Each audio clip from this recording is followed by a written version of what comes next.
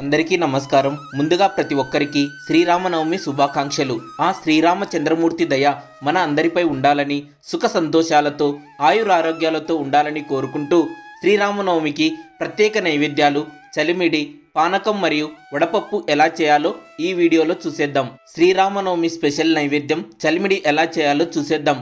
ముందుగా ఒక గ్లాస్ లేదా ఒక కప్పు బియ్యాన్ని తీసుకొని నీళ్లు పోసి శుభ్రంగా కడగాలి. బియ్యాన్ని శుభ్రంగా కడిగిన తర్వాత ఇవి మునిగేలా నీళ్లు పోసి మూత పెట్టి 6 నుండి 8 గంటల సేపు నానబెట్టుకోవాలి. 6 గంటల తర్వాత బియ్యాన్ని మరొక్కసారి కడిగి నీళ్లు లేకుండా ఇలా వడగట్టుకోవాలి.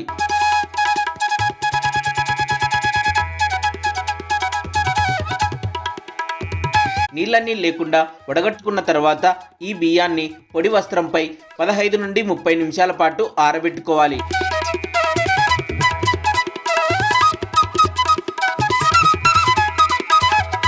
బియ్యం ఆరిన తర్వాత మిక్సీ గిన్నెలో వేసుకొని మెత్తగా గ్రైండ్ చేసుకోవాలి. రోలు అందుబాటులో ఉంటే రోల్లో అయినా మెత్తగా దంచుకోవచ్చు. ఇలా మెత్తగా మిక్సీ పట్టుకున్న తర్వాత ప్లేట్లోకి జల్లించుకోవాలి.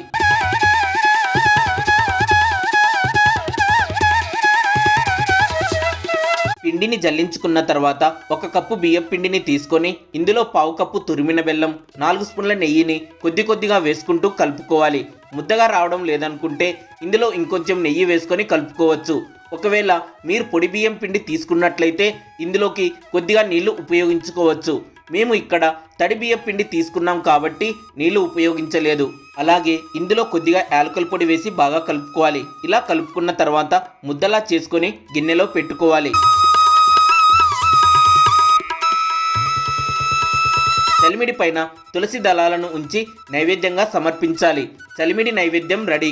ఇప్పుడు శ్రీరామనవమి ప్రత్యేక నైవేద్యం బెల్లం పానకం ఎలా చేయాలో చూసేద్దాం. ముందుగా గిన్నెలో 4 టేబుల్ స్పూన్ల తురిమిన బెల్లం వేసుకోవాలి. ఇందులో 1 గ్లాస్ నీళ్లు పోసుకొని బెల్లాన్ని నానబెట్టుకోవాలి.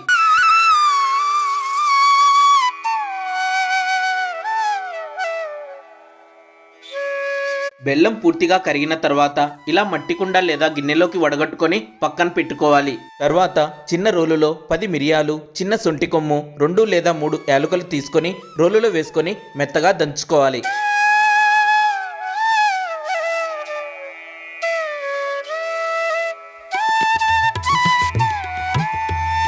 ఇలా దంచుకున్న ఈ పొడిని వడగట్టుకున్న బెల్లం నీటిలో వేసుకోవాలి. అలాగే పచ్చకర్పూరం మీకు అందుబాటులో ఉంటే ఇందులో కొద్దిగా వేసుకోవచ్చు. ఇంకా సైంధవ లవణం లేదా రాళ్ళ ఉప్పుని దంచుకొని కొద్దిగా వేసుకొని బాగా కలుపుకోవాలి. ఇందులో తులసి దళాలను ఉంచి నైవేద్యంగా సమర్పించాలి. పానకం నైవేద్యం రెడీ.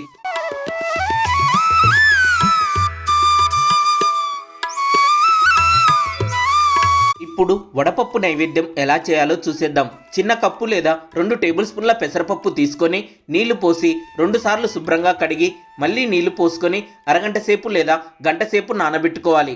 పెసరపప్పు నానిన తర్వాత నీటిని వడగట్టుకొని పెసరపప్పును గిన్నెలోకి తీసుకోవాలి. ఇందులో చిన్న బెల్లం ముక్క మరియు తులసి దళాలను ఉంచి నైవేద్యంగా సమర్పించాలి. వడపప్పు నైవేద్యం రెడీ. చలిమిడి, పానకం, వడపప్పు నైవేద్యాలు ఎలా చేయాలో చూశారు కదా.